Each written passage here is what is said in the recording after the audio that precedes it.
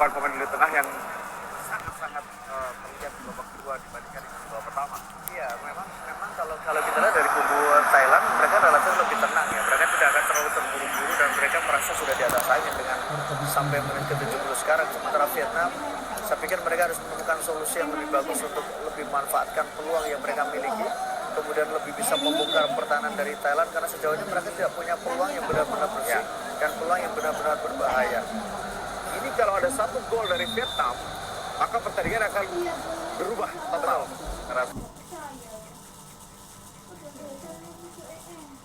Nah, dengan ada satu gol lagi, sepakat pertandingan menjadi lebih terbuka ya. Satu sisi Vietnam merasa mereka mendapatkan kehidupan kembali, sementara satu sisi Thailand mereka juga dalam situasi terancam dan mereka akan lebih memberikan pressure ke pertahanan dari Vietnam.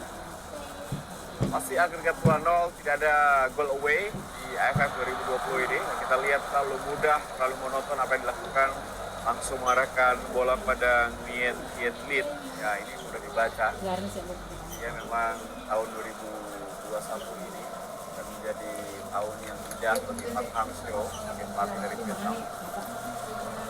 Tapi sebenarnya dia sudah mendapatkan perpanjangan kontrak. Ya. Jadi sudah cukup aman untuk di 2 musim mendatang. Ya. Donald dalam kembali. Anton yang memang bermain lebih ke kanan sama dengan Kotan Thai. Lakukan serangan dari sisi kiri pertahanan Keraton Mata yang memang harus diganggu. Ya, gagal kembali Keraton.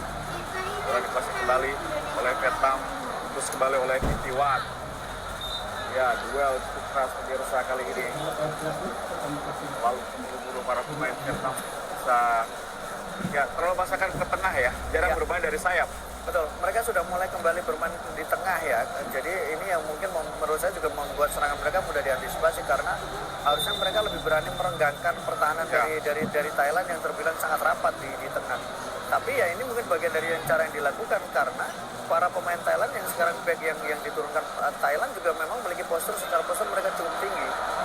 Ya, ini sudah merupakan permainan blocking. Betul.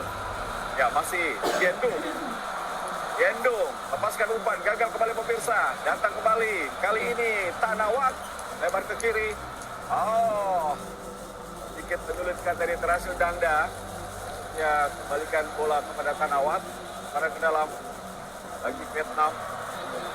Satu di kaki, Terasil Dangda, berbahaya, masih Terasil Dangda. Ya, melebar ke kanan, yang dituju adalah Canatip, Songkrasin. Lalu jauh bagi Canatip. Ya, Canatip memang tidak terlalu bersinar ya di pertandingan ini. Tidak mendapatkan bola, tapi cukup merepotkan pergerakan tanpa bolanya. Betul, tapi memang dia agak sedikit terisolasi ya di pertandingan kali ini ya. Tidak terlalu leluasa dan memang dia juga jarang mendapatkan suplai bola. Jauh ke depan ada Elias, Dolah, Rata Mata. Kali lihat pemain yang baru masuk ke babak kedua, masih Canatip kalau cepat sekali Canatip kanan, cepat sekali kita lihat bagaimana Thailand melalui Narubadin. Gagal upaya dari Narubadin, justru jatuh di kaki pemain Vietnam. Tangan balik coba dibangun. Wong Hai jauh sekali ke belakang Wong Hai, masih Tuan An, ingin Tuan An kanan, Kotan Thai. Umpan ke depan berbahaya, kali ini peluang emas bagi Vietnam. Dihalau lagi oleh Manuel Bir. Tanpa kompromi lini belakang tampil cukup dingin. Tubuh dari Thailand menghadapi Vietnam di malam hari ini. Ya. Oplanan. Jauh ke depan pemirsa. Terasil Dangda yang dituju. Ini bagi Terasil bermain sendirian tanpa dukungan lini depan dari Thailand. Masih Dwi Tiendu. Berikan bola pada Huang Duk. Ya, kita lihat apa yang coba dilakukan oleh sang pelatih Park Hang-seo, bisa memanfaatkan sisa waktu yang ada. Kopla Anan masuk tadi. Ketika memang kalau kita lihat bagaimana situasi psikologis dari para pemain Vietnam juga, mereka sepertinya mulai agak berat langkah-langkah mereka, kemudian mereka juga terlihat begitu kebingungan untuk bisa membongkar pertahanan. Ya, serang balik kita lihat Canatip, Soprasin, Canatip berbahaya, terpleset. Kita lihat momen itu hilang ketika sudah mampu tadi dirinya melewati Nguyen Tang Chuk. Ya, gagal. Lagi serangan balik yang sangat cepat. Wang Hai berbahaya. Pantuan yang dituju. Mendekati kotak penalti kali ini. Masih pantuan dibagi-bagi oleh Kitsana. Ya, coba kerjasama.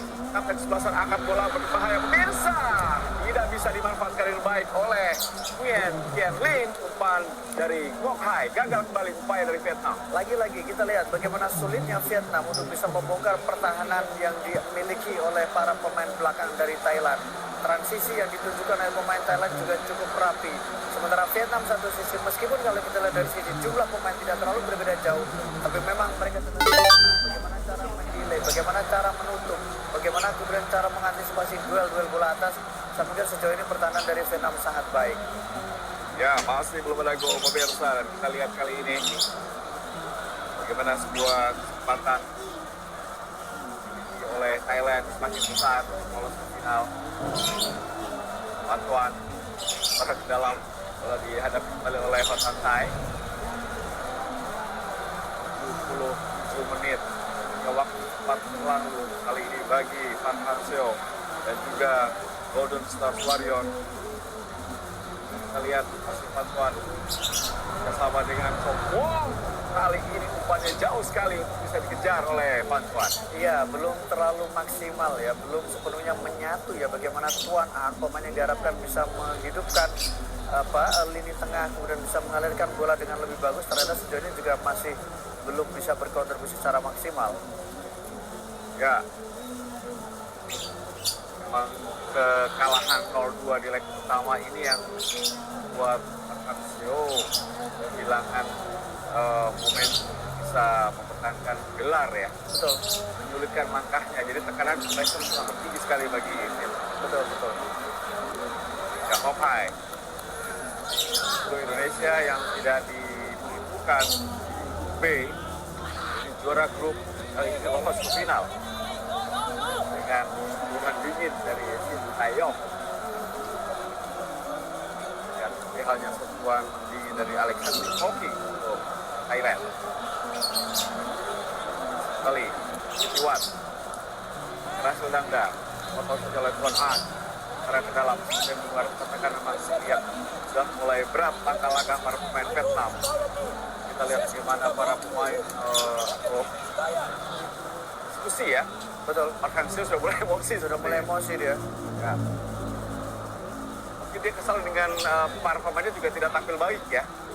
Karena sebenarnya bukannya tidak punya peluang ya Bung ya, bukan punya peluang tapi tidak bisa dimaksimalkan. Dan sebenarnya gejala itu sudah terlihat ketika menghadapi Indonesia saat mereka begitu sulit untuk bisa membongkar atau menghadapi tim yang memiliki transisi bertahan dengan cukup baik. Ya, menghadapi Kamboja harusnya mereka bisa unggul lebih dari 4 gol, mereka hanya terjadi dengan 4 gol yang membuat mereka kalah agak 4 gol terhadap Indonesia. Betul, dan mungkin peak performance mereka adalah saat menghadapi Malaysia ya, di mana mereka menang dengan skor telak.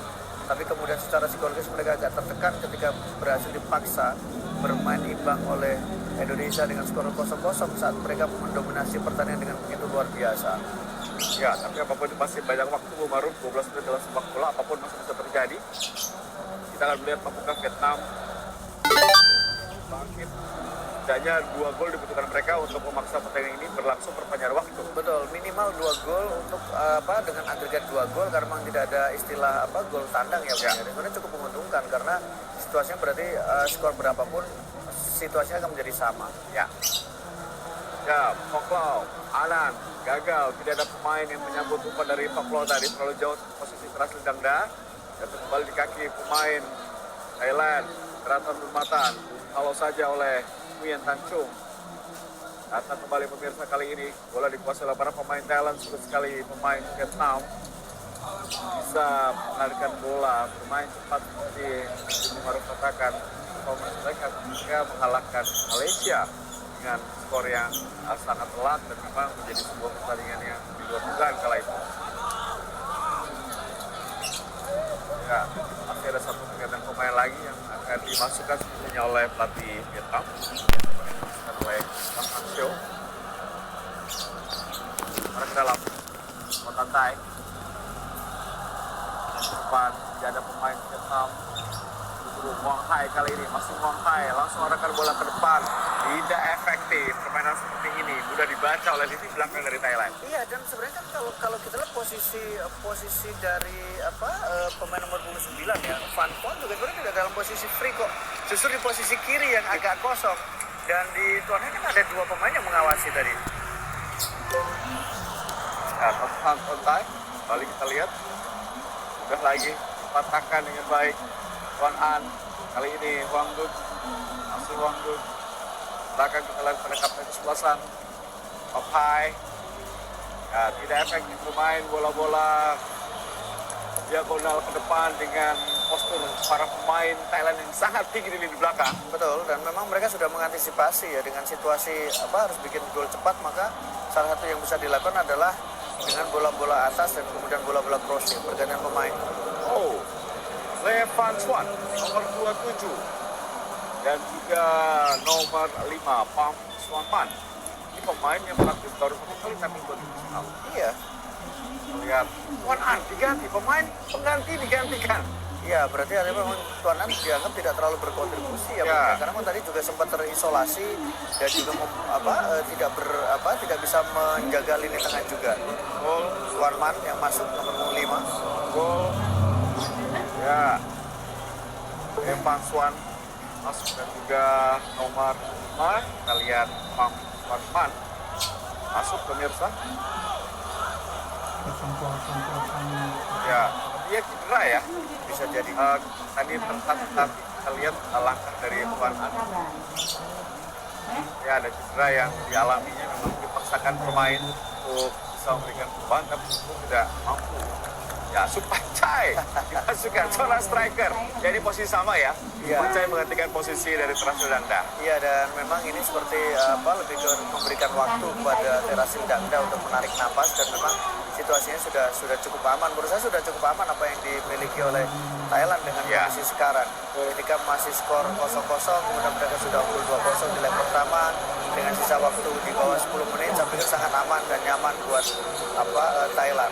Ya, melihat permainan Thailand seperti Vietnam seperti ini, aman bagi Thailand. Iya, aman, karena Vietnam juga sudah dalam situasi menurut saya mereka menunjukkan frustasi, mereka menunjukkan tertekan dan agak berat untuk bisa mengembangkan permainan. Ya, lemparan dalam. 8 menit lagi, waktu normal bagi Vietnam. Ini kita lihat masih terjadi diskusi yang cukup tegang ya, wajah-wajah ofisial yang dimiliki oleh Vietnam. Betul, tinggal asisten pelatih Bung yang berdiskusi. Ya. Dan memang sebagai juara bertahan, penampilan yang tidak terlalu bagus dalam 3 pertandingan terakhir ya Bung Maruf. Betul. Indonesia 0-0, kalah 0-2 menghadapi Thailand, dan kali ini mereka juga tidak mampu menciptakan gol. Ada sebuah penurunan performa di AFF bagi Vietnam. Iya, dan bisa jadi menurut saya karena mereka juga jadwalnya terlalu padat dan imbasnya adalah anti klimaks karena mereka sempat menjalani pertandingan prakualifikasi Piala Dunia, kemudian mereka juga sempat lolos ke kualifikasi putaran 3 kalau tidak salah, dan itu benar-benar membuat mereka harus menjadi tim yang paling padat jadwalnya dibandingkan dengan negara lain. Ya, kuncinya menciptakan gol cepat gagal mereka lakukan di babak pertama tadi. Iya, karena mereka membuang beberapa kesempatan sebenarnya. Mereka ada kesempatan membuat gol, tapi ternyata mereka tidak bisa memanfaatkan peluang yang mereka miliki. Ya, jika Thailand lolos, maka Indonesia menghadapi semua petarung mereka di ASEAN ya. Betul, dan itu menarik menurut saya, akan menjadi sebuah pertarungan yang cukup unik, dan kita berharap bahwa Indonesia bermain dewasa, bermain lebih matang, bermain lebih tenang, termasuk juga menghadapi kedewasaan dan kematangan yang dimiliki oleh para pemain dari Thailand. Ya, kita melihat tentunya pertandingan klasik ya antara Thailand dan Indonesia. Kalau Thailand lolos Vietnam kali ini. Betul. Ya, lemparan ke dalam masih dilakukan oleh Keraton Burmatan. Praktis pemirsa, tidak banyak peluang yang dimiliki kali ini oleh para pemain. Oh, berbahaya, sebuah tendangan kita lihat kali ini mudah saja bagi Siwara. Ya, jarak jauh dilakukan oleh Nguyen Hoang Duc tadi. Ya, akhirnya ada sebuah sebuah shot on target lagi-lagi setelah cukup lama, sekitar 20 menit tidak ada shot on target yang Ya. Vietnam, dan sekarang mereka bisa melakukan tembakan dari luar kotak penalti. Oh, kita masih melihat tentunya sisa waktu yang ada harus dimaksimalkan dengan baik oleh para pemain dari Vietnam. Datang lagi sebuah tekanan kali pemirsa, Pantuan, masih Pantuan, buang saja teraton jembatan, gagal kembali. Upaya dilakukan oleh para pemain Vietnam kali ini.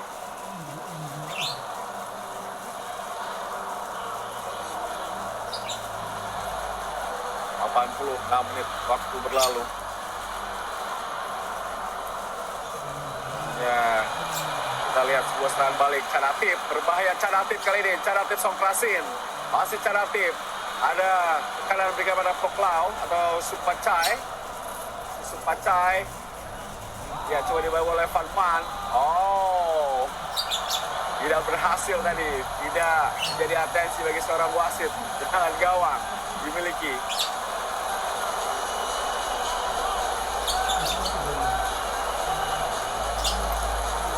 Ya, kalau kita melihat, Umarun juga pemirsa bahwa pertemuan final antara Thailand menghadapi Indonesia sudah berlangsung 3 kali. Tahun 2000 Thailand mampu mengalahkan Indonesia dengan skor 4-1. Di tahun 2002 Thailand mampu mengalahkan Indonesia dengan adu tendangan penalti dengan skor 4-2. Dan yang kita ingat ketika di tahun 2016 Thailand mampu mengalahkan Indonesia dengan agregat 3-2. Oh, kali ini sebuah peluang. Masih jauh kembali, justru sangat terbuka pertahanan Vietnam di akhir pertandingan babak kedua. Iya, dan memang tadi kita juga lihat bagaimana sebuah tembakan dari luar kotak penalti yang dilakukan oleh Tanawat tadi. Bagaimana kemudian ada ruang yang dimiliki, tapi beruntung tembakan itu masih melebar atau terbang di atas mistar gawang. Ya, satu upaya dengan jarak jauh. Sangat nyaman bagi para pemain Thailand. Sudah sangat bisa meredam kekuatan dari Vietnam. Kali ini kita lihat lebih cepat tadi Narubadin menghalau bola, apa yang coba dikejar oleh Chong Po. Cukup bagus memang sejauh ini pertahanan dari Thailand. Mereka sangat rapi, sangat terstruktur, dan transisi yang mereka lakukan juga cukup bagus. Dan seperti kita bahas tadi Bu Maruf, mereka baru kebobolan 1 gol panjang efek. Kita lihat sebuah peluang kali ini. Oh, lagi-lagi sebuah peluang. Oh, terkena wajah tadi kita lihat. Keras sekali ya. Harus mendapatkan perawatan medis secepatnya ya kalau terkena muka atau leher tadi. Sebuah salto, tendangan salto tadi mengenai Bir. Ya, dan tapi menurut saya sih apa yang dilakukan masih dalam batas. Memang itu situasi bahwa dia menghitung ada Oh, ya. Keras sekali Bu kena dagu, Maruf. Bung. Kena dagu. Kita lihat. Ya. Ini perlu penanganan cepat ya. Kita lihat. Oh, memang karena Bir masuk dari belakang. Ya, betul. Jelas ini menurut saya sih tidak ada kesengajaan sama sekali ya. Dari Bung, Tien Lin ya? Ya, tidak ada kesengajaan sama sekali dari Tien Lin karena memang Bir masuk dari belakang. Ya, bukan bola tapi dagu. Ya, oke, sepertinya. Apa yang didapatkan sedikit trauma karena memang minggu ini ada pemain yang meninggal di Indonesia ya. Betul. Ya, penanganan pertama harus benar dalam sebuah cedera atau insiden di lapangan pertandingan. Dan itulah pentingnya tim medis ya Bung ya. Jadi Ya. tim medis bukan hanya tempelan dan kemudian apalagi sampai ada insiden tim medis palsu ya, Ya. dokter palsu dalam Ya, sebuah betul. tim. Dan Fatal dalam menurut liga saya. tertinggi lagi. Iya, fatal menurut saya ketika sampai kemudian mempertaruhkan sesuatu yang sangat beresiko menurut saya. Dan pernah di tim nasional. Iya. Cuman belum tim senior ya. Ya. Oke. Sepertinya kita lihat semakin sulit bagi Thailand atau bagi Vietnam untuk bisa lolos dari hadangan Thailand, dan tentunya mereka sudah semakin sulit mempertahankan gelar yang mereka raih di tahun 2018. Tampilan yang sangat solid. Kita lihat Manuel Bir, passing akurasi 89, asis 9. Kita lihat bagaimana duel udara 6 dan dia mampu menangkan dan menjadi salah satu pemain andalan di belakang bersama dengan Kiprit Sadakaman. Iya, wajar kalau kemudian dia selalu menjadi pilihan utama ya Bung ya. Karena memang situasinya dia sangat bagus ketika mengantisipasi bola, passingnya juga sangat baik, kemudian passing ke depannya juga cukup akurat, sempurna, bagus untuk pemain belakang. Ya, Boyan Tierlin mendapatkan kartu kuning dari wasit. Sudah memasuki masa injury time pemirsa, 4 menit lagi. Langkah atau kesempatan bagi Vietnam untuk bisa bertahan di Piala AFF 2020 dan kita lihat, ada satu ya insiden tadi antara pemain yang baru masuk nomor punggung 5 yaitu Suarman dengan sang pelatih. Ya, Peter sudah mengatakan untuk jangan memprovokasi ya. Dia pelatih ini seperti halnya kemarin ya, Singapura mencoba memprovokasi Sintayong. Nah, ternyata penempatan dilakukan pemirsa. Caratif, masuk Caratif. Sulit tadi Caratif menguasai bola dengan baik. Tiap pemain coba dilewatinya. Norman. Ya, handsball sepertinya. Sada.